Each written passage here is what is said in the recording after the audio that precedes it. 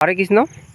শ্রীরামকৃষ্ণ বাণী। ঈশ্বর সত্য আর সব অনিত্য। জীব জগতে বাড়ি ঘর ছেলে পিলে এসব বাজি করে ভেলকি, বাজি করি সত্য, তার খেলা সব অনিত্য স্বপ্নের মতো। সব লোক বাবুর বাগান দেখে অবাক, কেমন গাছ, কেমন ফুল, কেমন ঝিল, কেমন বৈঠকখানা, কেমন তার ভেতরের ছবি, এসব দেখেই অবাক। কিন্তু কই বাগানের মালিক যে, বাবু তাকে খোঁজে কজন?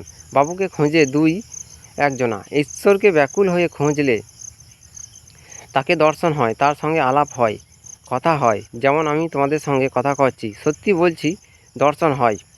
এ কথা কারে বা বলছি, কে বা বিশ্বাস করে? ভগবান সকলকার ভিতরে কীরূপ বিরাজ করেন জানো?